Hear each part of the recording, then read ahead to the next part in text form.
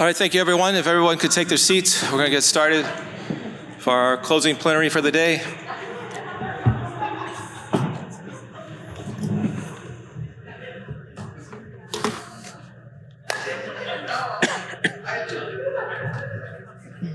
If the crowd stays like this, I'll be good. If the crowd stays like this, I'll be good. Yeah, I think the other meeting was still going on. I think that's why. All right. Hope everybody's had a good day so far. How's the day been so far? Great. So we're very excited to have our next panelists here with us. They've come down from mostly the Orono. Jen, are you from Orono too? The Orono area? Or? Puzzle Point. Puzzle Point? Okay. Mm-hmm. They've come very far away. I don't know where Puzzle Point is. Yeah. So we'll introduce our panelists here and let them take over. We're going to be in for a great discussion here. So first panelist is Darren J. Ranco, PhD. He is a citizen of the Penobscot Nation and is Professor of Anthropology, Chair of Native American Programs, and Faculty Fellow at the Mitchell Center for Sustainability Solutions at the University of Maine, Orono. He has a Master's of Studies in Environmental Law from Vermont Law School and a PhD in Social Anthropology from Harvard University.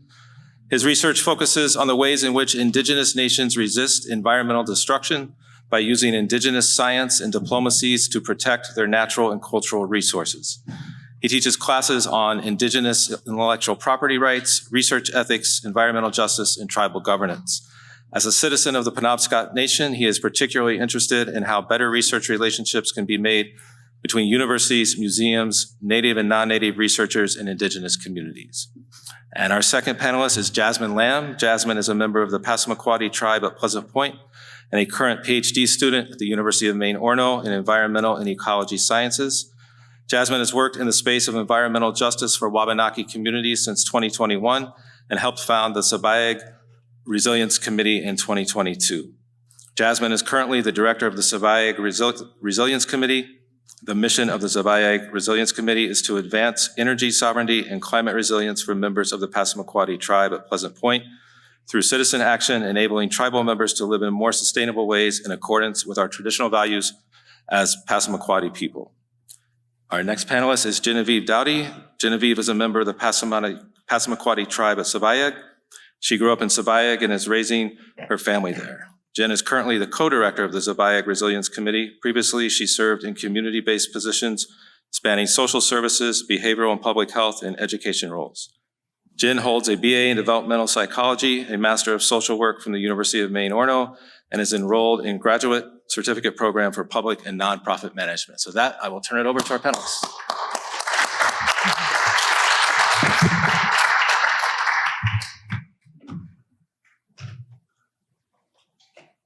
Thank you, Matt, for the introduction. That's usually how I end my mom introducing me, so. It's really personal. I'm just really pleased to be here. I drove down this afternoon from up in Orono, and I've been trying to keep track through. I have little spies across here, like how the conversations are going, and it sounds like a really productive space. And I'm excited to share our collective work. I'm the professor, so I'm gonna do some things around just setting a context for the work that that connects with all of you around climate and just transition and sustainable energy. Just to give you some sort of normative language, some ways to think about how we as Wabanaki people approach this work, and sort of how it overlaps, or is, there are opportunities and challenges. I think we were pretty clear that both of those things exist. I want to introduce a little bit, just basic concepts around climate justice, and then connect that to the normative frameworks that Indigenous people are developing around just transitions. Because I can't say that we've had a real intensive focus on that across our communities. It is an active part of our discussions around climate adaptation and climate futures is the issues around just transition. I'll get into how that works. And then I'll go into some work that I've been involved with since 2015 supporting the Wabanaki tribal communities and tribal nations to do climate adaptation work, and just sort of where our priorities are around that, so you can get a sense of like where we come from and why there are the kinds of opportunities and barriers that we'll talk about, and then. Just thinking about those priorities and the intersections of those priorities for the work involved around just transitions. So, all right. Just basic ideas. I saw there was a panel about climate justice, right? There was something. No, yeah. Anyway, everyone was like, "Yeah, we went to that. That was awesome." The climate, just a basic. Right, climate justice, right, 101. Some groups of people will be more impacted by climatic change, right? We know that to be true. A just society will build this proportionate impact into our climate mitigation and adaptation policies, right? Recognizing that uneven impact means we need uneven investments, right, or responses to support those people who would be most impacted. For Indigenous peoples, the value of our own cultures and our past understandings of our environments are a critical part of this discussion. We don't see ourselves as static people from a past time. That's what, I have a PhD in anthropology, so I can say this. That's what like bad anthropologists see us as. We see us as ongoing stewards and caretakers of places that our knowledge systems built up over thousands of years and have adapted to various forms of climatic change. And so for us, we will always go back to these teachings and these frameworks of understanding because they go back thousands of years and are rooted in these places, right?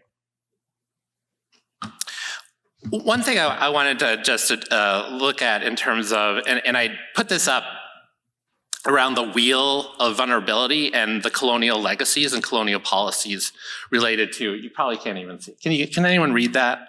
Anyway, I'll just walk you through. It's not super critical that we do this. This is from the 4th National Climate Assessment, which is one national climate assessment ago. The 5th one came out last year. Basically, in this diagram, what you have is a real recognition that Indigenous communities and tribal nations are particularly vulnerable to climatic change because of where we are located often is in larger infrastructure deserts. So if you think about where most of the tribes are here in the state of Maine, right? Washington and Aroostook counties, right? With the least amount of infrastructure to respond to climatic change. And this wheel just sort of makes that connection between projects of colonialism, which are purposeful forms of underdevelopment and alienation of Indigenous people through removing children, like all the things of colonialism. I don't have time to go into all that. I'm assuming you guys understand, like taking our land, taking our children, taking our culture, all those things, right? That wheel of vulnerability has those deep legacies around it in terms of our ability to adapt to climate change. So when we talk about climate justice or just transitions, addressing those past histories around injustice are very critical to even understanding what a just anything would be about. So in the last couple of years, there's been a couple of some really good work around developing normative frameworks for Indigenous peoples around just transitions. This one, I like this one, it's relatively recent. It's from last fall, where a group of Indigenous peoples and representatives from all across the globe as Indigenous people met in Switzerland, because why not? And it talked about these sort of frameworks for the just transitions for us as Indigenous people. And they also, much like climate justice frameworks, talk about legacies of colonialism, and that an understanding of the just pieces of transitions have to address histories and ongoing frameworks of colonialism. So it also means, and the flip side of that means us being able to exercise as Indigenous people our own customary institutions and governance systems. Read sovereignty, right? Our ability to control our own future based in our traditions, ways of life, and that for us, that is about return to wholeness. It's about a cultural and physical rights to have a healthy and good life, to be safe, right? All the things that are basic principles of human rights in the context of us in our lived experience as Indigenous people. This framework, they have a series of principles. These aren't all, I'm not going to share all of them, but these principles are really good, and I feel like can help us understand some of the barriers, when things seem to be going sideways, like where we're encountering some of those barriers as Indigenous people. That these principles, again, as normative sort of frameworks for a just transition, the first one being a right to life, a right to, number two, right to self-determination, sovereignty, right? So again, decision-making, frameworks of decolonization, right? Unraveling the frameworks of alienation from capital or access to power, any of those things, thinking about reparations, land back, full restoration of lands, territories, waters, and biodiversity as a key part of this. And then, of course, respect for Indigenous peoples' ways of life. One that I think really, and again, I'm pulling this one out because I feel like this is part of a way forward, is this idea around transparency and accountability. Just transition must include and reflect the input and effective participation of Indigenous peoples, including youth, women, elders, knowledge holders, persons with disabilities, active practitioners in Indigenous peoples' ways of life, et cetera, et cetera. It has to include effective negotiations based on FPIC, right, free, prior, informed consent regarding all projects. And I think critically, this is if you connect it with the other pieces of this, we need to be involved in the discussions of all of the projects in our territories. And a just transition cannot rely on false solutions such as carbon trading, offsets, the things that have led to further climate injustice and ineffective response worldwide. Accountability shall be established based on evidence and the effective participation of Indigenous peoples. Again, thinking about the principles, historic reparations, full protection of Indigenous peoples, and then another one I think serves well to be addressed in a more detailed way, recognition of our roles and responsibilities as Indigenous people. So this is recognizing our role and responsibility as caretakers, stewards, guardians of our traditional lands, rangelands, forests, deserts, savannas, waters, ice, et cetera. And that we mobilize our Indigenous laws and protocols and the spiritual, cultural, and historic and ongoing relationships we have with plants, animals, elements, lands, ice, and waters, which give us life and our identity. So I want to talk a little bit about the kind of work that we do. Jasmine and Jen, we're going to talk more specifically at the community level what is happening around energy and energy sovereignty in particular. But I want to give the broader set of climate and other just transition priorities that we've developed with all of the tribes across in what is now Maine.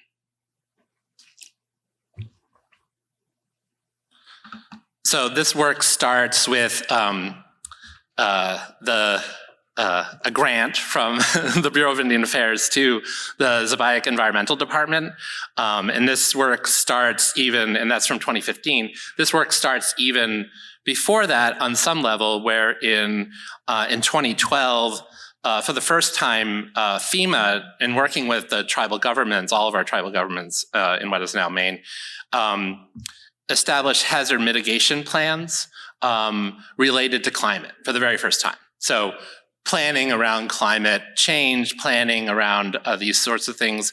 For the very first time, FEMA made an investment in our communities to do that work here with our tribal nations here.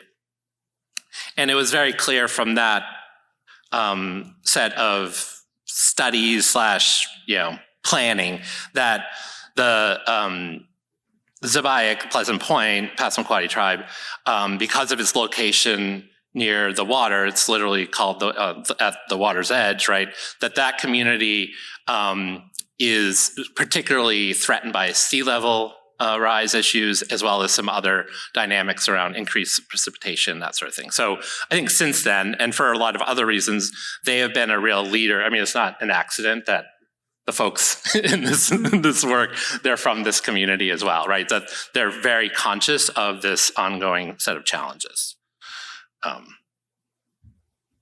So again, my professor role, I'll say, we had framing questions and methods around this work, and it's important for just transitions and the frameworks of how we do research as Indigenous people within the context of the larger context of universities, but also in the larger context of trying to employ Indigenous research methods, meaning in research that is controlled by and benefits Indigenous people. For hundreds of years, research has been one of the many extractive industries from our communities, and sort of thinking through differently as a critical part of how we do our work. And it overlaps with other methodological ways of doing research, including CBPR, sustainability science, which I'm part of the Sustainability Science Center at UMaine, and others, where solving problems and engaging in communities as partners is a really important part of not just Indigenous research methods, but other methods as well. Overall, I want to just articulate that the key to adaptation in these frameworks, and I think the key, some of the keys in just transition, are based on our ability to have our own community social and cultural resilience, right? Again, I mentioned we go back to the original teachings and our cultures as a critical framework for how to adapt and how to have transition, both in our cultural responsibilities and in the traditional ways we have made decisions for thousands of years. So one way I seek to represent this and explain it to non-Wabanaki audiences is to think about our diplomacy and the frameworks for decision-making, which are, again, age-old, as both a place and as a process. So when we talk about ourselves as Wabanaki, this is the map that we have in mind. We don't, the boundaries of the state of Maine are something that happened to us. And I'm Penobscot. We're the only tribal nation that doesn't have sisters and brothers across the border. There's a large number of Mi'kmaq bands. There's a Passamaquoddy community. There's 2 Abenaki, 6 Maliseet bands in Canada that are part of our larger confederacy, which is both a framework for decision-making and alliance building, as well as a way to think about what we share as cultures, meaning so much of our shared cultural traditions have put us, if you think about it as traditionally, we have a preference for outmarriage from our communities. Blood quantum doesn't make any sense in that context. That outmarriage is the preference, so you have mostly men traveling to other villages, marrying into natural lines of the other communities. And so if I traveled, before settlers got here, I would have my clan, probably would also be at Zebaiak, would probably also be on the Kennebec at Norridge Walk, right? I could have relations in these other quote unquote tribes or communities. That's why the Confederacy is still so important to us. Of course, this is the current location of our tribal nations, with the 2 Passamaquoddy in Washington County, the Aroostook Band, the Halton Band of Maliseet Indians and Micmac Nation in what is now Aroostook County.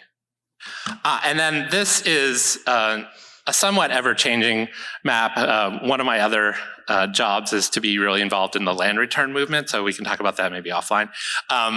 But this is the current Wabanaki land holdings in what is now Maine, and it's so important that you understand what all those different colors mean.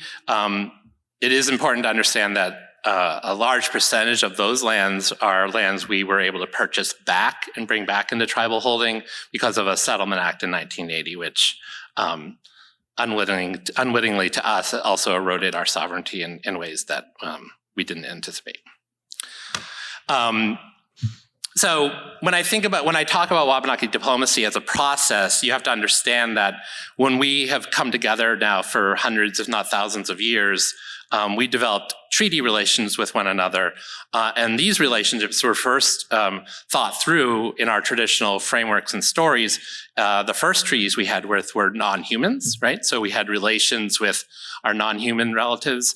And we built that up into our other tribal community and those relationships. But it was always already a way to come together and solve problems that impact us all. That is the basis of our diplomacy. It is always multicultural, always multinational, always about honoring our relations with one another. And we, in some ways we formalize this process during colonization, but it's really, and in this, number 2, this quote from Willard Walker, it's an adaptive framework of decision-making and relation building that we have used for many, many years. He says 3 centuries. He's stuck on certain kinds of documentation. It's also a part of this idea of persuasive discourse, like how to engage and make decisions around collective will and broad-based participation is a very important part of how we do this work. My good friend and student, Nolan Altivator, and we've really tried to take a deep dive into our Confederacy and Wampum Belt traditions to understand some of these protocols. One that's really important in Passamaquoddy, Zidagwin Dolowezidu, everyone talks or everyone gets a seat at the table is a primary and fundamental sort of right and responsibility into how we make decisions. So you would never make a decision without the person at the table, for example. Okay, so that's the framework of the place, right, and the process, and they're intimately tied together, how we make decisions and in across that place. Here are the threats that we started to nail down in 2017 to 2019 around what are all of our nations going to be impacted in terms of climate.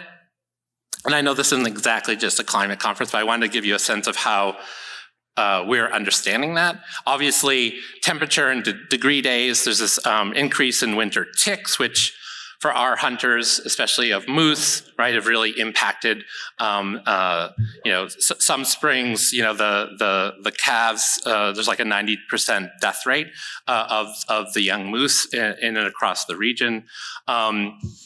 And then there's ongoing issues around precipitation, changing weather systems, which have led to increased erosion, which create other forms of feedbacks in terms of where to hunt, fish, et cetera, et cetera. There's ongoing, talk to anyone who hunts and fishes in Maine over the last 20 to 30 years, right?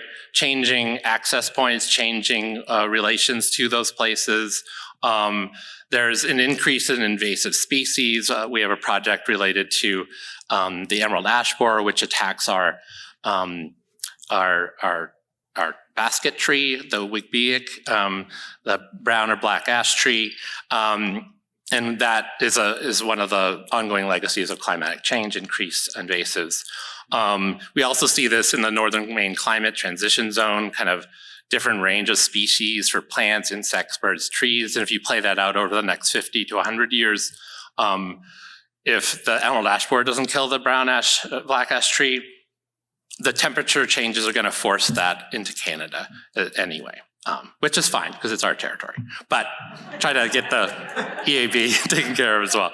And then these ongoing impacts, which really are about the threats that really mattered in terms of the tribal community context, was ongoing kind of impacts to our cultural values around subsistence, our economics, health, recreation, which is, of course, for everyone, but in particular that constellation and the impact because of legacies of colonization and the state's resistance to our sovereignty. So what's interesting, and I think it's interesting from a non-Indigenous point of view, when we talk to towns that are doing climate adaptation planning, their lists of adaptation priorities are quite different than this. But if we compare this to other Indigenous peoples across the country and across the world, these priorities are quite similar to where other Indigenous people are putting their priorities. So the first one is, again, because we see the answers to our climate adaptation as in our stories and in our knowledge, we want to fight against our ongoing loss of our language and stories. That's number one, and that is connected to and often highlighted as 1A and 1B is that fundamentally the climate change adaptation priorities across all of the communities is around food sovereignty. This has even increased more recently with COVID, people realizing, of course, we're on the ends of supply chains, especially if you look at Washington and Aroostook counties. So that investment, and that's why land return is becoming more important, the access points and the changing locations of things. Food sovereignty is one of the critical pieces of this work. And that's connected obviously to the ecosystem frameworks of healthy food webs, and especially around fish and supporting fish. And you see all of our tribes here in what is now Maine are actively involved or have been actively involved in projects to remove dams, rebuild fishery systems, right? Have our own fishery systems, support all of that work. And then the third one, and this is very similar to other Indigenous people across the country and across the world, is this real high priority of protecting our cultural sites, sometimes threatened by sea level rise and erosion. But again, for us, if you think about what these sites look like in what is now Maine and in the region, we're talking about shell middens. We consider those sites to not just be like, the dumps of the Indigenous people from long ago, right? We see that our ancestors created those for very purposeful ways, and you can tell by the way where they are located and what they have in them that our ancestors were telling a story, even in the way that they created those sites. So we're looking to those for some of our answers to how to adapt to future climates. There's a bunch of other things too. I just don't want to cut into their time. And then, there's a series of priorities around like how we can do this work. We're ongoing creating adaptation plans, trying to get them funded. Not a great time for that right now with the federal government. Thinking across our Confederacy and across the Confederacy broadly with our Canadian relatives, how to think about our political and cultural action, but also how to integrate it more broadly our food sovereignty programs where we can collectively feed each other. Perhaps, at Zebaiak, they have access to ocean foods. At Penobscot, we don't. Like, how do we all come together to create that sort of synergy and support for one another in terms of our ongoing food sovereignty and where that goes? We're really trying to do this work. One of my former grad students and now postdoc, Natalie Michelle, has been really diving into listening to our clan mother teachings and their family and strengths around caretaking of our traditional roles of caretaking by our women as a strategy for climate adaptation. And then we're also thinking large, like how do we think about these normative systems of rights, like the Just Transitions or the UN Declaration on the Rights of Indigenous Peoples, to link us and articulate our needs as going forward as well. There's ongoing projects, blah, blah, blah, education, hands-on projects, engaging in community.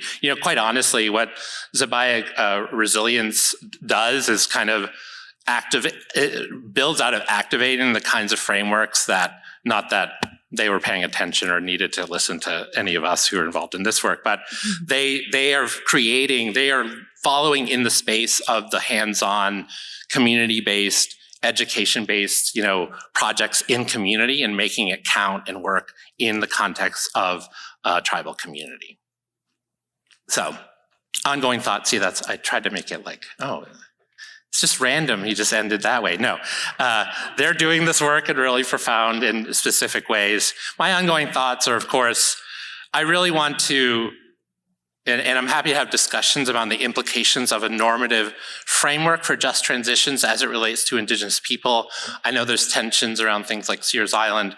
I think if we all kind of commit to the normative frameworks of what the just part of just transition means, I really think we can come to easier decision frameworks in some of those situations, but that's just me, I'm crazy.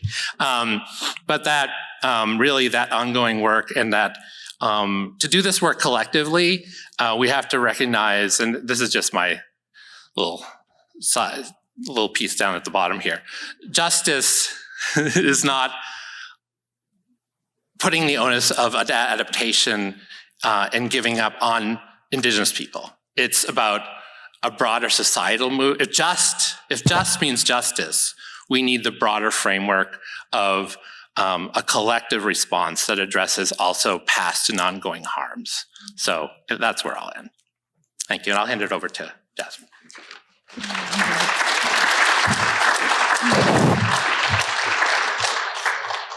Yeah, it's a little.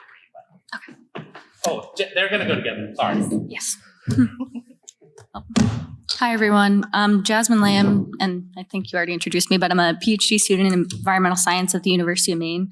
I just want to first say thank you, especially to Matthew and Darren for thinking of us to present at this conference. So I'm excited to share our work with you guys. And I didn't put a transition slide, but as a as a PhD student, I'm working, my assistantship is on this EPA STAR grant. It's a 4-year project that's looking at the role of statewide networks in advancing community-initiated and engaged sustainable energy action in underserved communities. I think Louise and Kreska are still outside somewhere with the main can table too, if you want to learn more about that project. But the purpose of our EPA STAR grant research is to examine the barriers, opportunities, and decision drivers for renewable energy and energy efficiency technology adoption for underserved communities. And that also includes the Wabanaki tribes. And so this is just some more background about our research project. We're deploying multiple methods where our kind of like Wabanaki sustainable energy team work is housed is within the community pilot study. So we're deploying surveys and interviews, targeted interventions, which can mean like anything from our window insert build workshops to educational workshops on solar and other energy, renewable energy options, energy emissions reductions analysis, and educational workshops. So we are working on, I think, 5 intertribal grants right now through the Wabanaki Sustainable Energy Team.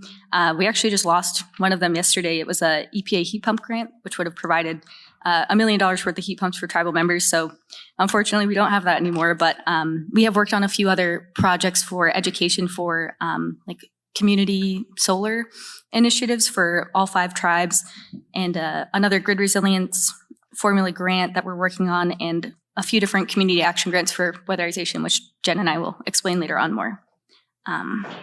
So right now we're conducting a survey to determine the preferences and opinions on alternative energy in collaboration with the 5 Wabanaki tribes in Maine.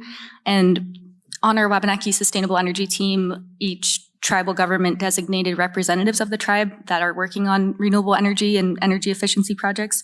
So the survey is basically to inform their efforts towards the sustainable energy transition.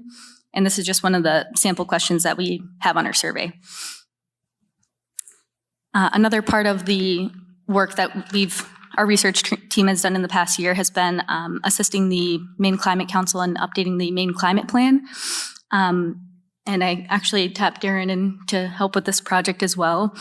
You can see here the list of priority populations that the state of Maine gave our research team to engage with. So we created a survey to conduct that research with all of the other underserved groups on this page. But when I first saw this list, I saw that tribal communities were mentioned.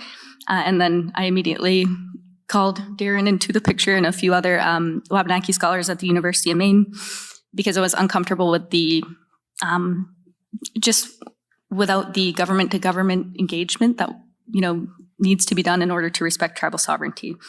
So these are some of the recommendations that we came up with, we have it listed below that Darren Ranco, Natalie Michelle, Tony Sutton, and Molly and Bryant, when she was ambassador, helped create these recommendations to the state, where we just kind of explained the reasons why we didn't include Wabanaki tribes in the surveying process. So, and that's just another slide with the same recommendations. And then, so that kind of summarizes most of the work that I've been engaged in the past year. Another job I had was updating or creating the climate change adaptation plan for the Zweig Environmental Department. So through that process as well, I learned a lot about environmental justice. And I wasn't always an environmental justice researcher. I just started this work in 2021. So prior to that, I was a cashier at Walgreens, and I saw a job opportunity for a research assistant to measure windows for a window insert build. And if you guys aren't familiar with window inserts, they're like pine frames wrapped in plastic that you can put into your window in order to save energy. So Penobscot Nation was conducting a window insert build, and at that point I applied for the job and I got it. So I just wanted to generally give some background on environmental justice. Darren gave a great introduction to it as well. But environmental justice kind of has two core tenets. The first one is to address harms that are caused by energy production, such as fossil fuels. I think if my advisor, Sharon Klein, was here, she would explain kind of how she got into working with the tribes through the Future of Dams project. So it's just kind of, at first, looking at how the tribes have been impacted by energy generation up until now, because we have a long history of not being included in decisions about energy. That's energy production that's on our lands. And we're also denied access to the benefits from that energy production as well.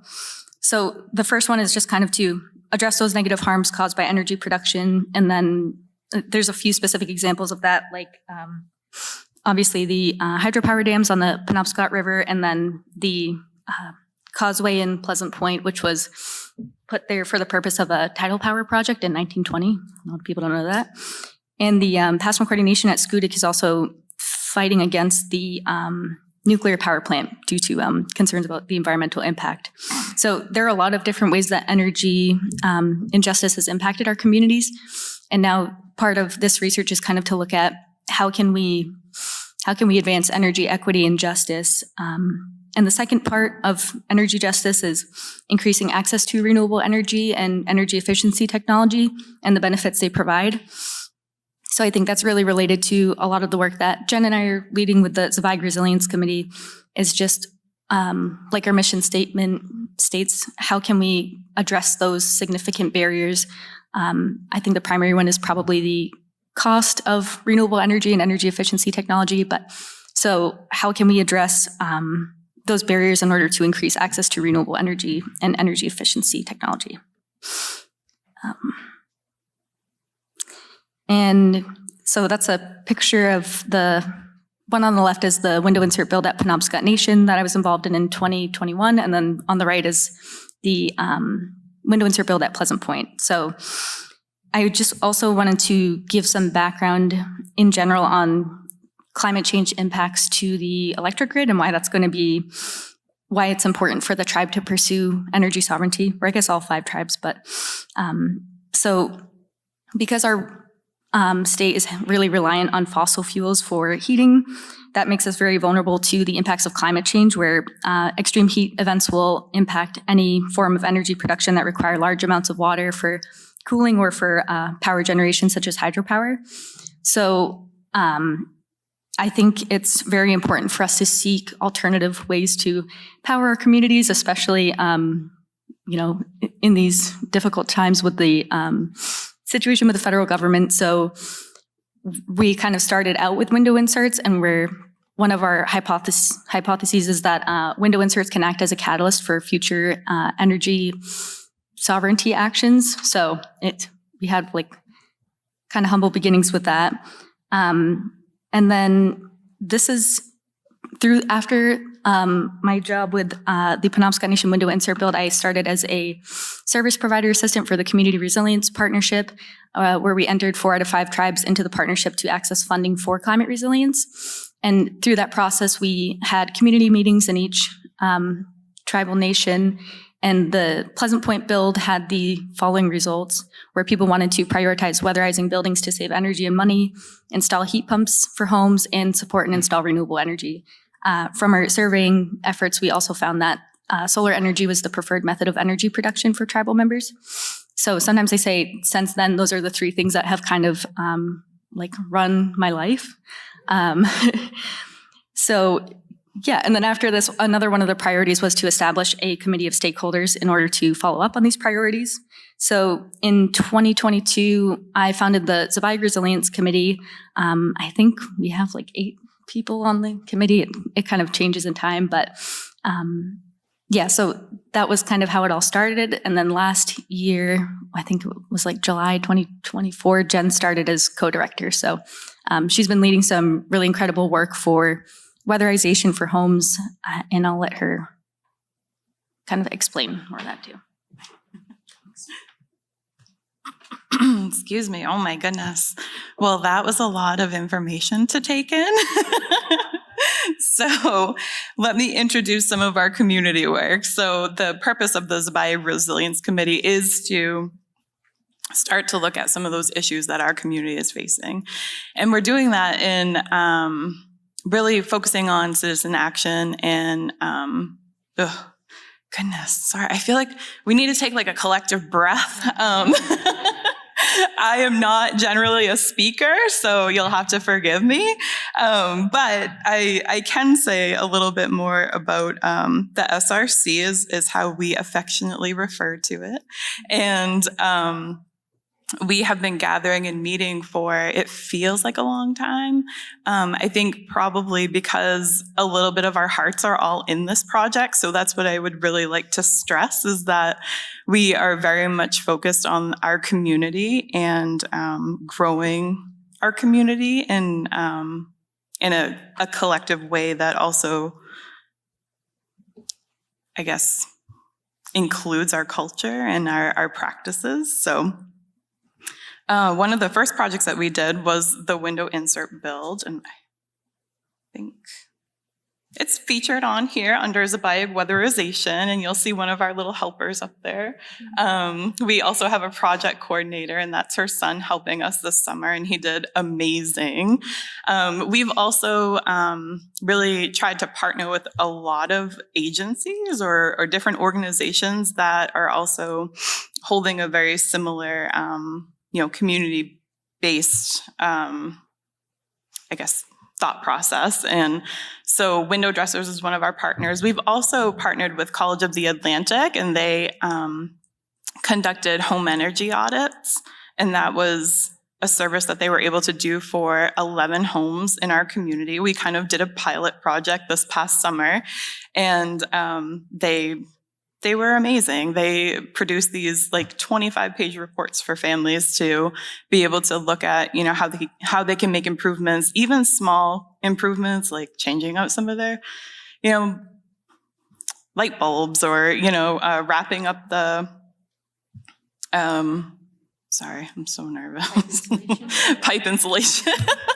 See, I need Jasmine here to support me. And then we advanced and we had another build. This past summer, we made more connections. We've partnered with our neighboring communities of Eastport. They were involved in our 2023 build. They were involved in our 2024 build. They're going to be involved in our 2025 build as well. So we're strengthening some of those connections that we have with even our neighbors. Our sister community at Madocmagook has also participated in this year's window insert build. So we were able to provide over 390 inserts for families, which is amazing. They did not have to, some of our elders didn't even have to participate. We had a ton of volunteers that came and just showed up and just did the work together. And I think that is probably one of my most favorite things about the work that we're doing, is that it's stuff that we would be doing anyway as a community. We take care of each other. We have a lot of love and support for one another. And I think that just really comes out when we have projects such as like a window insert build.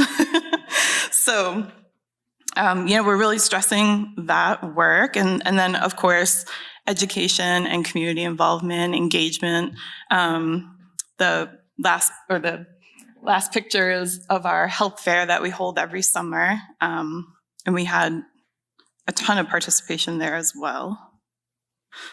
And then We should have been doing a program like this for a long time. The window insert program this is a video of our is a huge benefit to the first community window insert. on a few different levels. One is, of course, increasing the R value, keeping the heat in the home, using less energy. The process of building the window inserts, I think, are fundamental to bringing the community together. These are all tribal members. We're all working on building inserts, not just for them, their own homes, but for other homes. A lot of times, especially through COVID, people have lost that close connection, that Passamaquoddy pride, remembering growing up shoulder to shoulder with everybody. And then as you get older, you grow further and further apart. Opportunities like this to get the community together in a volunteer type atmosphere, doing something positive for the community, brings people together. The more we do this, the more people come together to gather, the more cohesion we're going to have, the more love for one another, the more empathy. We're all in this together, and this is a good start at doing something more permanent as far as getting the community together to benefit themselves. Awesome. Okay. But yeah, so this is Jen and I's first time actually presenting like the work of the Zweig Resilience Committee together. So that's why it might have gone a little bit rocky. We're probably more used to building and hauling window inserts than presenting our work. So, but they're doers. Yeah. And meeting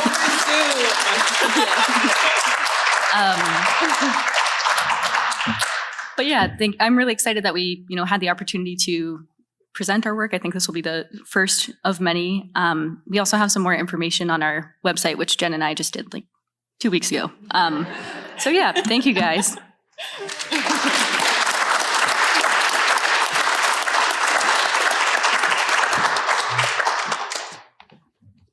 Thank you. We're going to have a little bit of a discussion now. We'll open it up to audience questions in a few minutes, but I wanted to pose a few questions to our panel. Darren, you talked about decolonization and self-determination, and we've had a lot of talk throughout these last 2 days about solidarity and how groups stand in solidarity with each other, and I think a lot of labor groups and environmental groups sometimes, especially when they're talking about communities that aren't necessarily like themselves, they can develop sort of an air of superiority, and solidarity becomes, let us help you, let us come and save you. How do you define, where do you see the lines between solidarity and self-determination, and how do we, and this is for all three of you actually, not just Darren, but how do we form, if we're going to truly form a movement for justice, how do we stand in solidarity with each other while recognizing and allowing space for self-determination? Yeah, no, that's a great question, and it lends itself more towards the abstract. I would just say, our frameworks. I think it's really important that, the kinds of things I pointed out into the normative frameworks, like transparency, communication, respect. All of those things, of course. I really do think our way of framing through confederacy, our way of engaging each other is really helpful, because it thinks of it in forms of interdependence, and not in respect and responsibility to each other, as opposed to competing for dollars or space or the right to say. I think that's where our traditions, that's what Wampum Belt traditions teach us, is you've probably seen, we have forms of this, like the two-row wampum, or the ship and the canoe wampum, with tied together through a single line, that we go forward together and be really focused on that interrelationship of interdependence. And that requires a lot of trust, of course. And so addressing you can't just turn it on like that, because there's a lot, because of legacies of colonization, legacies of racialization, legacies of all sorts of things around that have variously impacted, say, the labor and environmental movements. You need to have that baseline to be, for the trust to actually happen. So you need to have some work done before, we just be like, and it has to be more than we have a common enemy, right? It has to be more than that. It has to be an interrelated, thought through framework that we can agree to of like what justice means to us. If we are committed even to just transit, if justice is a part of what we're all collectively doing, and that means, recognizing some uncomfortable, harms in the past, it means doing some work, basically. So I'd say like that's where to begin. And, I think, there's a strong tradition, even in Maine municipalities, of control and decision making. There's a lot of so I don't think we're not far apart in respecting each other's self-determination. I think people want to do that. I think when that falls apart in the climate and just transition spaces is this sense that we're facing urgent timescales. Urgent timescales always make us resort to some of the worst kinds of decisions in furthering injustice, in my opinion. I think we can go to a number of situations like that. So yeah, I think one of the things that in our diplomacy is that we do a lot is slow things down. And I know that this makes it hard to work with tribes sometimes because we're kind of deliberative. I call it just thoughtful, but our traditions and Nolan uses this example as well. Our big Confederacy meetings when we used to come together before there were a lot of settlers here, it would start with 7 days of silence. So, wrap your head around that deliberative decision-making framework, and then we enact Zidagwin Doliwestu, the everyone talks piece, but we wanted people to kind of be of a good mind before they started talking. And that's why the silence was there. So I don't know, I could go on and on, obviously, but I think the rallying around it and building trust always for people's movements, especially when you're having people's movements come together, ones with historical fissures, right? Like the workers' movements and environmental. I mean, I always feel like the angsty stuff is a legacy of the man trying to keep those movements apart. But that's just me. The man. You know who the man is, Matt. It's like us, right? We work at these institutions. Anyway, so hand it over to Jasmine. Yeah, I think one of the things that Jen and I have probably talked about for hundreds of hours now, and also the focus of my dissertation is kind of just looking at the role of a tribal citizen committee in advancing energy sovereignty for the tribe. So I think what's unique about the Zabaigr's Lands Committee is that we're really trying to foster citizen action, or really just give people a framework in order to do projects like a window insert build that might seem small, but kind of just just how citizens can come together and take actions on the issues that are impacting them. So I think, just along the terms of reducing our interdependence on, obviously the federal government and the state government is really huge for us. But yeah, I think that's kind of it. I don't know if you have anything to add. I just wanted to say that I definitely echo the sentiment around being deliberate and thoughtful in terms of strengthening relationships and building trust with partners and organizations, because I know that is one of the things that we're doing as a committee, is that we are taking our time and we are just taking baby steps and exploring what those relationships will look like. And it's not going to happen overnight. And we're certainly not going to be, pushed into anything, because we're very stubborn. So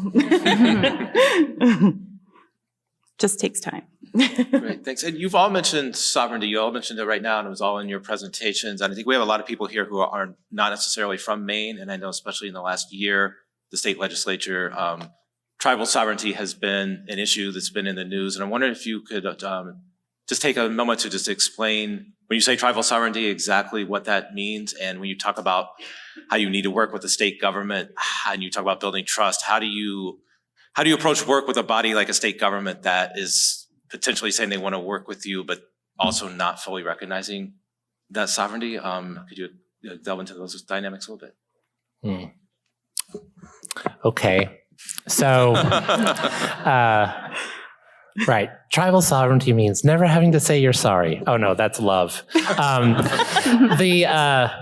The idea, obviously sovereignty, I mean, I don't want to get super philosophical, but it actually matters when we talk about it as tribal sovereignty, in my opinion, because sovereignty is very much a colonial and Western framing of how power operates through polities, and it's intimately tied with forms of patriarchy and capitalism that we would all say are probably against justice. But I think when we say it's tribal sovereignty, what we're talking about is our ability to have this legal juridical control over our own lives as tribal nations and make decisions the way we have traditionally done for our benefit, right? To not have people make those decisions for us. So, you can say, if in Maine, if we had the full amount of tribal sovereignty, that would look like,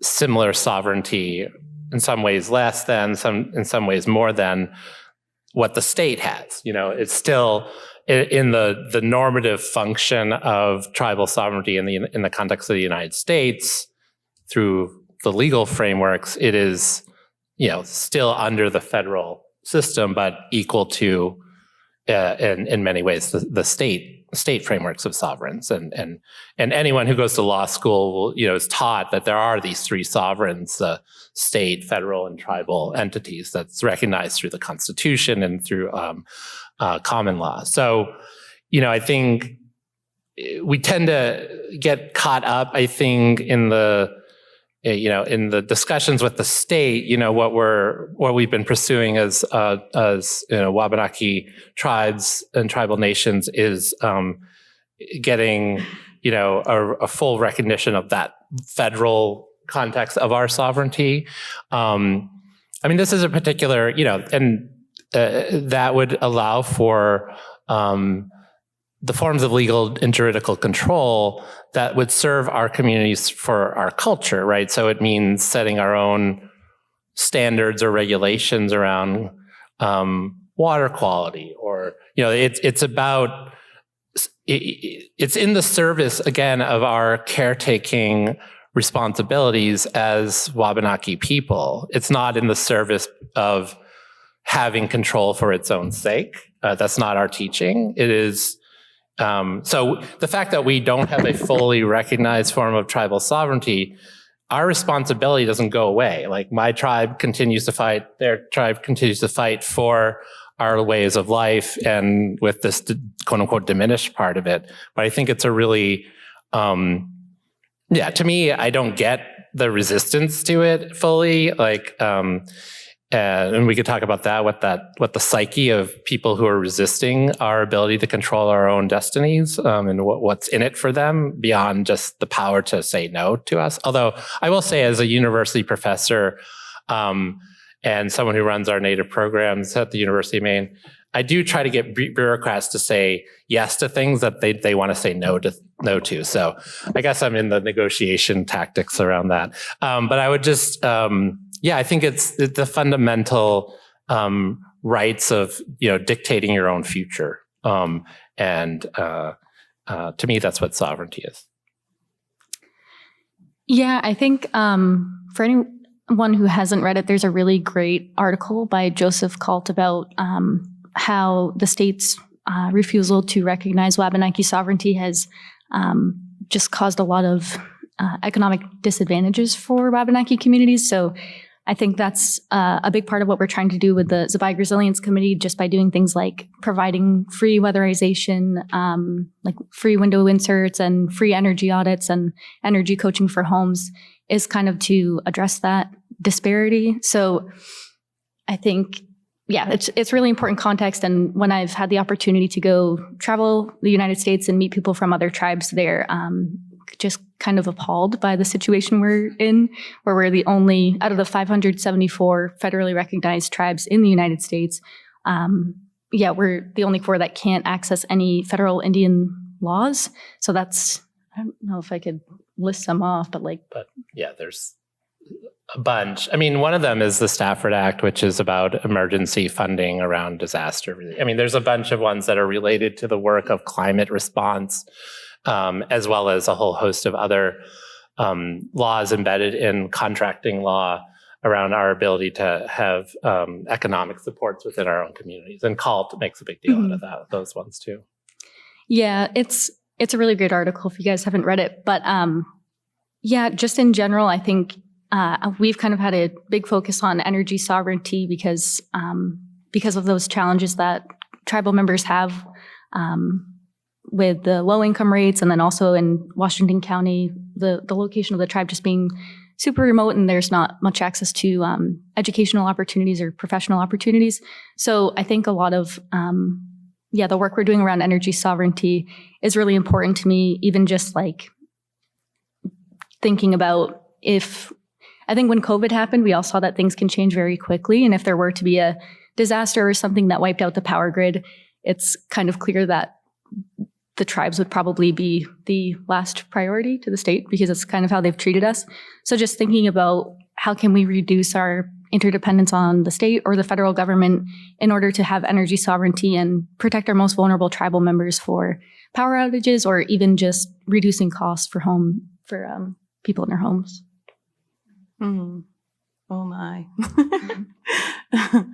I think one of the things that jumps out to me is that it's really just about a fundamental human right. And when you have to battle for everything, it just highlights that importance of needing that basic right to be met. So it's very complicated, it's very complex, and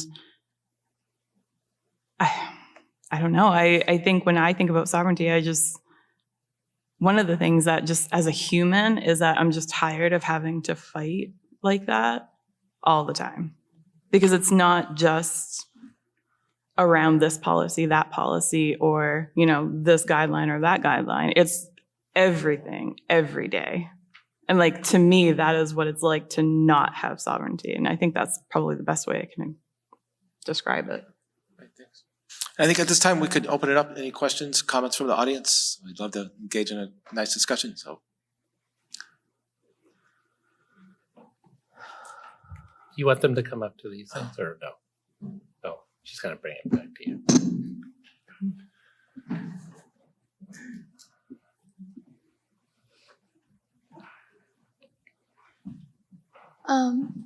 So you were discussing how you would be the last priority in an emergency. Is there any examples you could give that other than COVID, just so we are up to date in our history? I'm sorry, I missed the first part of it. So you mentioned being the last priority to the state in an emergency situation. Is there any examples you could give just to update my history? Yeah, I mean, in general, I think kind of what got me kickstarted on this type of environmental justice work is the struggle for clean drinking water in Zabaigue. So when I first started my undergraduate research assistant position in 2021, that was my main interest, was the drinking water quality issue. So I think just in general, seeing people dying and people getting sick because of the state's refusal to recognize our sovereignty and our right to control what happens to our own natural resources.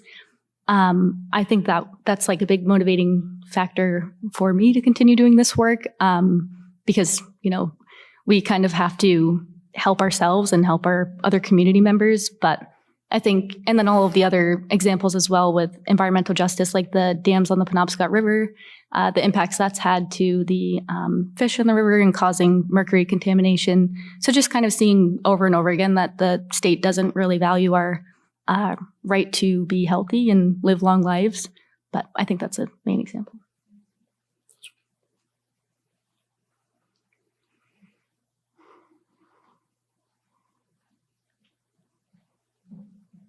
All right, thank you for taking the time today. My question is for all three of you. What is the role of Maine's universities in achieving a just transition that includes, Maine's Wabanaki peoples? Yeah. Well, I think, I'm really jazzed that the Scontris Center is having this event. And I would say, the kind of research centers like the Mitchell Center at Orono, I think to me the role should be a lot more. I think, universities are under a particular form of attack right now. But I will just say, I think I've worked at other universities, and I would just say, responding to the people of Maine through research and through extension and various roles that the university has across the state have been better than many other places, that we want to engage publics, that we want to solve problems collectively. And I think as long as we can stick in troubled times, if we can stick to what makes it, because that to me is what makes what makes it special, the University of Maine system, is its ongoing historical legacies for engagement within communities. And I would just say, I don't know, this is older work that the Mitchell Center did, but I think it's still one of the more trusted institutions. I don't know what's happening now. I'm sure the people, the vast majority of people in the 2nd District that voted for the current administration don't trust universities that much, but it's because that we live up there. So, you guys live down here with all your crunchy liberal friends or whatever. That idea of just, I think, to me, the strongest parts of the identity of the University of Maine system is when we're responding to publics. And to me, of course, my job is more about Wabanaki people and really recognizing that there is, at the system level, deep and ongoing commitments to Wabanaki education. And those come out of a recognition that for a long time, the university was actively engaged in, suppressing enrollment. There's harms that we're coming out of to try to address. And we were just talking about Ted Mitchell. And it's so funny. We just someone who, for Indigenous education, I think a lot of, now we're on the 2nd or 3rd generation of people he's touched. I didn't go to the University of Maine as an undergrad because I'm a really snooty Indian.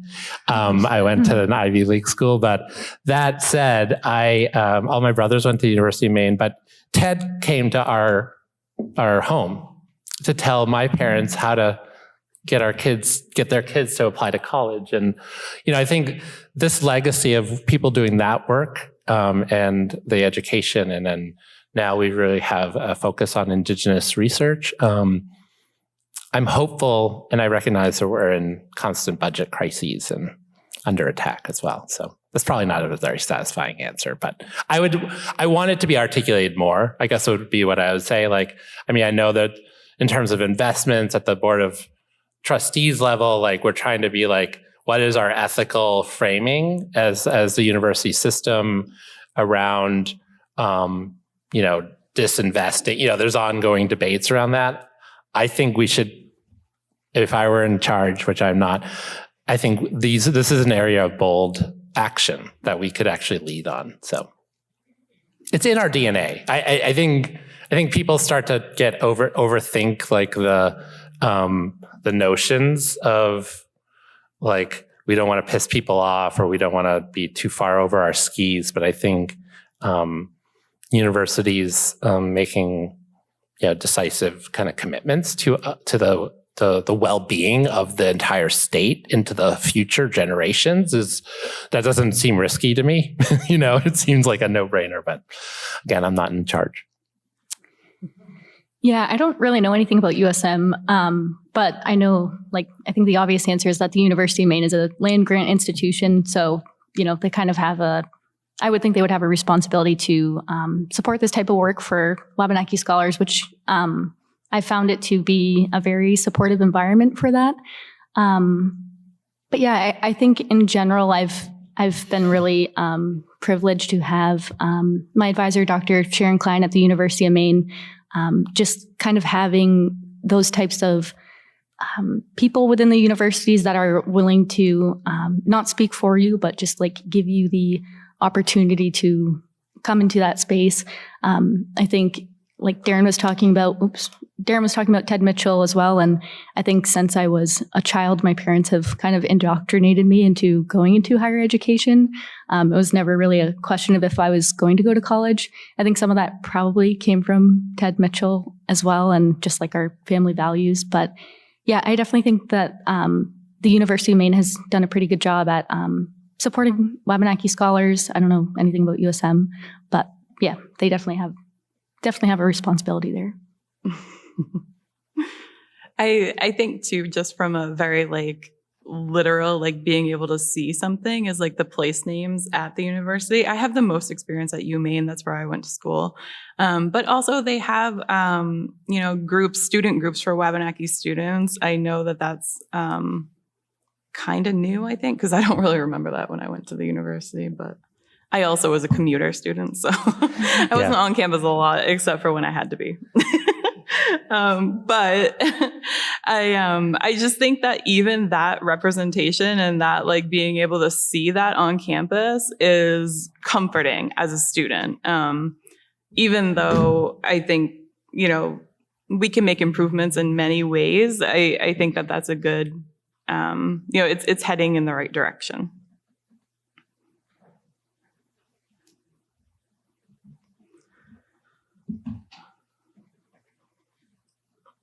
Hi, everybody. My name is Nicole Foster. I don't have a question, but really just wanted to express some gratitude for the three of you on the panel right now. I'm a Ute Mountain Ute tribal member out of Southwest Colorado, and when I come to events like this, I always am looking for the other Native people, the other Indigenous people, because as they said also, we are the stewards of the land. People should be coming to the local natives, the local Indigenous people, to ask them how we can start, taking care of the land, because, and also to have to remind folks that climate injustice started when the land was taken. And so it only makes sense to go back to the people that took care of it in the beginning. So really just wanted to give some gratitude for the three of you guys doing the work, especially the younger ones. It's really inspiring to be able, to me, that's for somebody that's just now starting to do this work. And now I get to take that back home with me and be I just watched this panel that was all Native folks, and they're already doing the work for themselves and for their own people. So thank you again.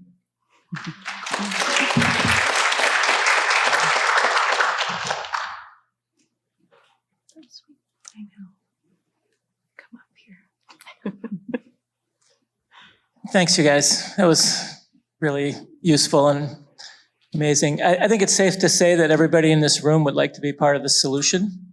And I know that through the work that I do with CB and MCAN, we're all seeking to be part of the solution. Maybe you could throw out a few ways that people could take action. Maybe talk a little bit about the Wabanaki Alliance, which hasn't come up yet. Yeah. So, I think, do you guys have nonprofit status?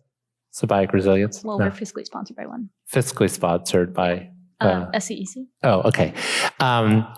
Well, there's lots of Indigenous organizations. I just, because I know they're small and starting out, I want to just say, if we can support Symbiotic Resilience, because I think that level of the community-based kind of work is to me, that's the magic dust of this for our communities. And I mean, you saw the joy of people coming together. You saw, Jen talked about the love of, how in care with each other, addressing community needs is sort of these beautiful spaces of work in our communities.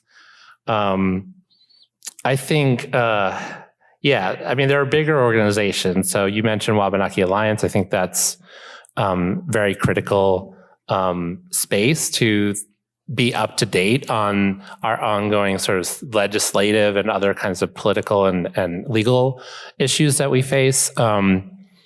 There's also, I'm involved in an organization called the Wabanaki Commission on Land and Stewardship, and our work supports land return and rematriation work, and we're supporting, we're about to give out grants, small grants to individuals, nonprofits, and tribes to support work of rematriation, which involves a lot of food sovereignty, but a lot of work around access and practicing our traditional cultures, supporting our youth to practice our traditional cultures. So I would say, that's, you can visit our website at donlandreturn.org. Now that the federal government's getting rid of my grants, I'm even more involved in this work. Anyway, but I would just say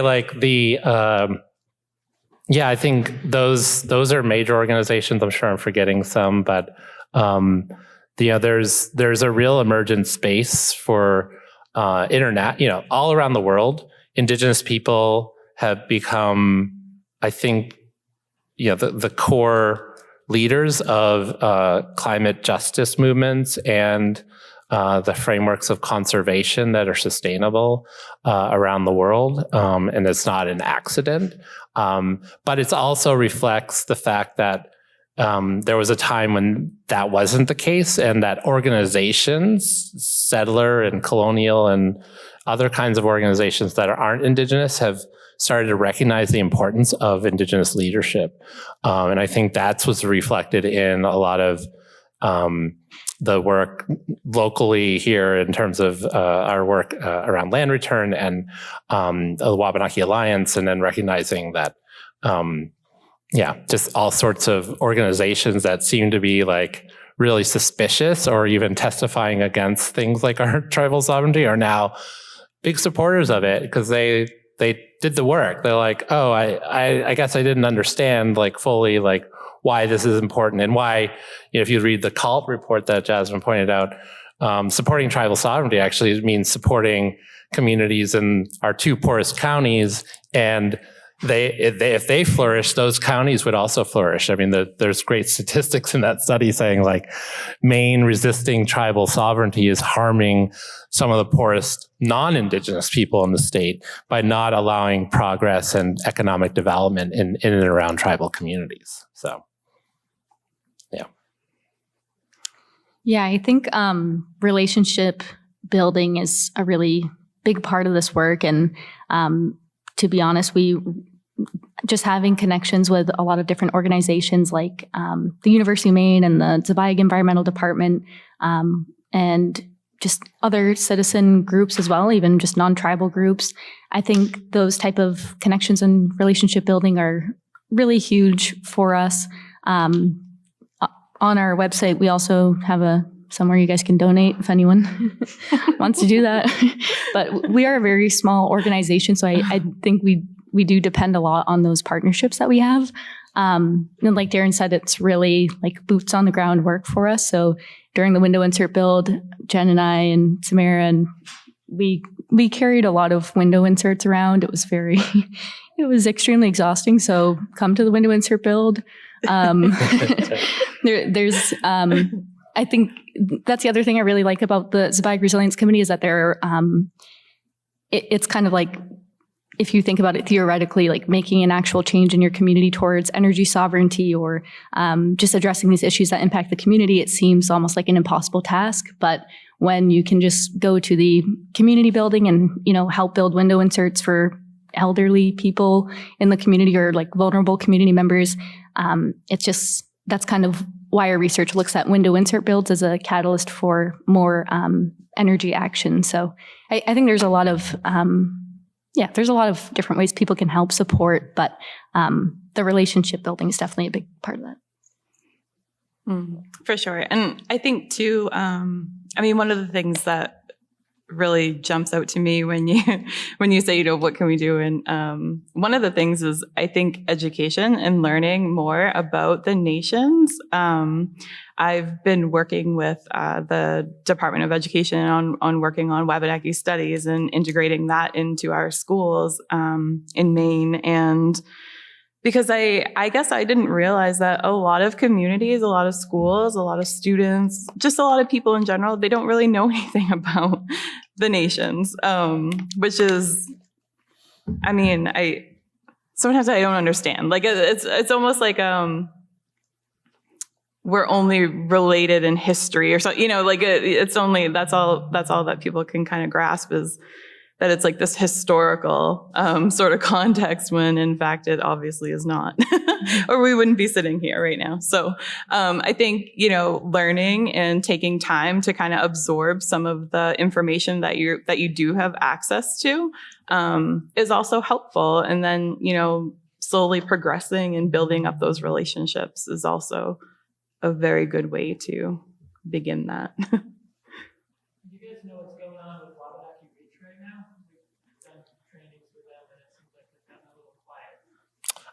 Yeah, they're still going. There was some transitions in staffing, but I think Tyler is running, and she seems to be doing a really good job. So yeah. And they're in demand. There's a lot of demand.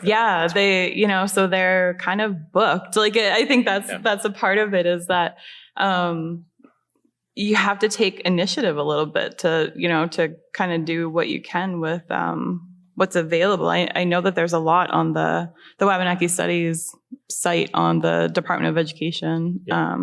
And that gives a good baseline. And then there's also some other courses too, I believe, through like UMaine, through like the micro credentials and things like that. So I think that insight and knowledge is helpful. Yeah, absolutely. Hello. Okay. So I'm a planning and policy student here at USM. And so I am eventually aiming towards to work in municipal governments, and especially with towns in southern Maine that are so physically removed from the tribal nations. How should town governments go about initiating that kind of diplomacy to help with decolonization work? Yeah, I mean, it's going to look different when there's distance. I think that's why we,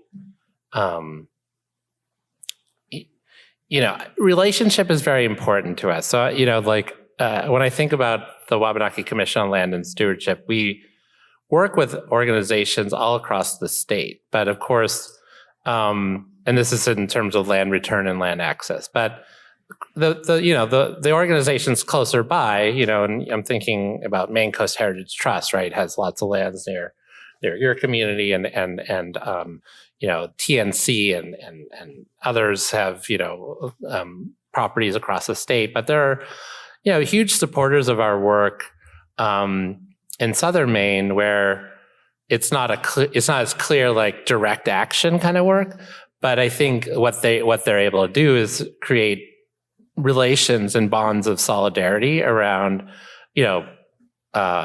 work through the Alliance, ongoing education work. So that you mentioned Wabanaki Reach, but then there's also, we're working with some of the outdoors organizations, about commitments of like 1% of profits for Wabanaki rematriation work, or really trying to build bonds that are based in relationship, but not just purely financial. So I'm always reluctant to because the commissioners are like, we don't want just someone to write a check. We want to build relations with people. We have very, language speakers and traditional people, like Daryl Newell and others who are just like, they don't want it to be a financial exchange, but we recognize too that how we form relations with people far away and not connected. I'm going to do this probably a number of times. We're almost done. Anyway, that idea of just relationships are so important to us. And, you could take it at its face value. They're inviting you to help build inserts. I mean, I think there's lots of different ways to build those relations, but I think it's also the onus, right?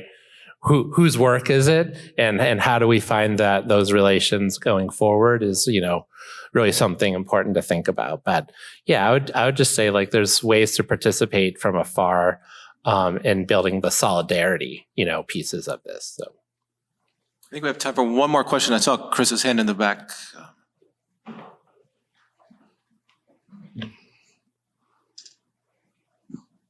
I've done a lot of solidarity work with indigenous tribes, mainly the Lummi Nation on the West Coast and the Lakota folks, who I have an ongoing partnership and working relationships with.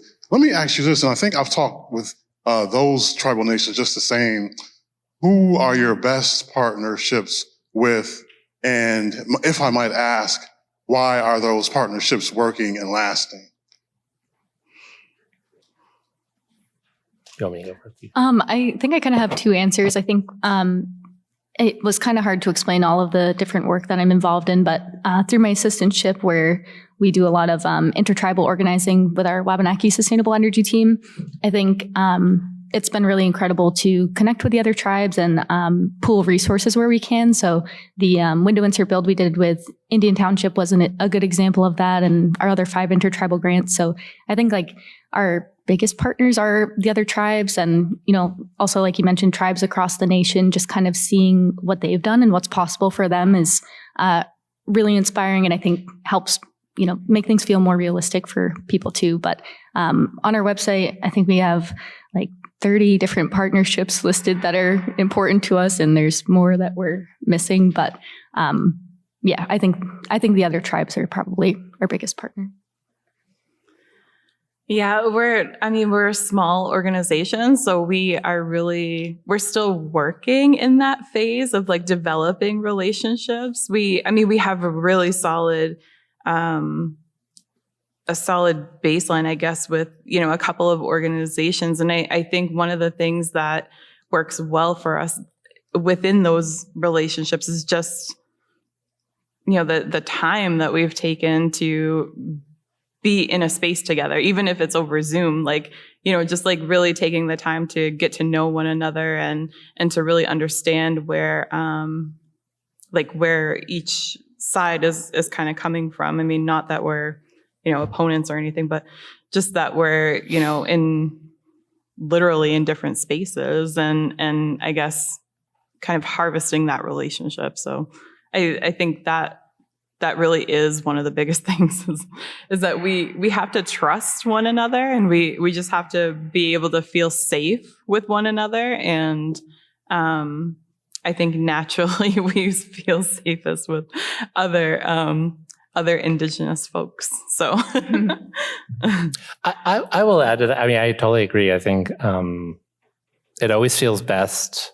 I feel like we access our culture even more somehow when we're across Wabanaki community. I feel like, anyway, I just feel like, say, the commission, which is purposely multi-Wabanaki, seems to function in ways, slightly more traditional and thoughtful ways than even our tribal government, which has its own issues. I'm not saying it's bad or anything. Is this being recorded? I don't know. Anyway, no, I whatever. I love so many people in our tribal government. It faces, our tribal governments are purposely caught in sometimes in quite impossible situations because of their colonial structures. So I'll just say that, that's mostly what is causing our problems. The real transformation and why we are now a national leader in land return and rematriation work is the ways in which land trusts and conservation organizations rolled up their sleeves about 8 years ago to be like, we've been kind of bad in our relations with tribes. A number of them had been consistently testifying against our sovereignty in the legislature and doing other things.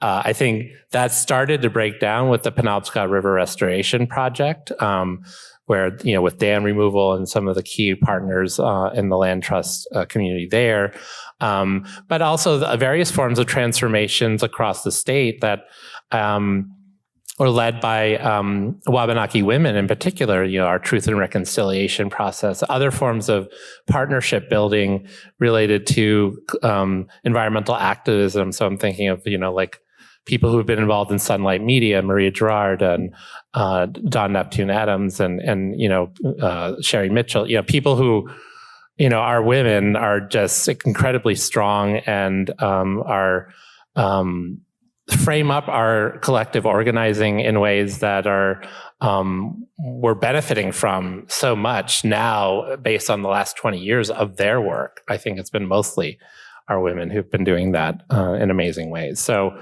I'll just, I think that's, the land, just a little bit more history, the land trust community in Maine formed its own separate entity together called First Light and First Light Learning Journey. And that they have really pushed forward in making land return and rematriation and Indigenous partnerships as core to their missions, and are realizing that that is the state of art, right? That's the best practice around conservation and land management, is when Indigenous people and Indigenous cultures are at the key points of decision making. Those are the longest term benefits to nature, to our ability to still live on this planet as humans. So, I think it's hard to say entirely like why they woke up or how they woke up. It's hard to know the hearts of other people and can barely know my own heart. But I think just that, them taking it seriously, like rolling up their sleeves, really trying to be like, how could we work together? How could we heal and trust one another? How could we do that? And that's the work that places like Reach does in really phenomenal ways. And so you see this real thirst. I mean, I would say, the summer of 2020, George Floyd, all that stuff, people we're trying to wake up from something that was like a wound in all of our hearts, settler, Indigenous, or whatever. That moment seems like a long time ago, but I think we're still wrestling with that. So, great, thank you. So, do any of you have any final departing thoughts for us before we wrap up? Any final thoughts? Protect Sears Island. Sorry. Not really, no. Just thank you for giving us the opportunity to talk about our work. And I think we have our contact information on the website also if anyone wants to follow up on anything we discussed too.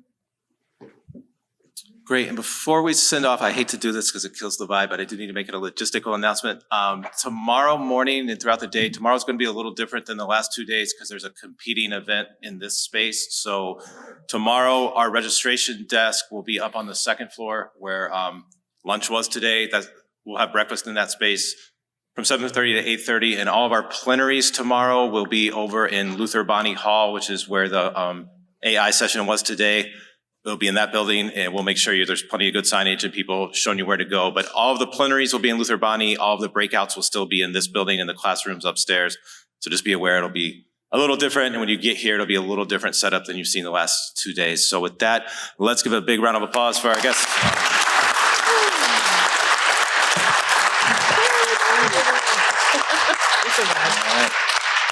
All right, thank you, everyone. We'll see you tomorrow.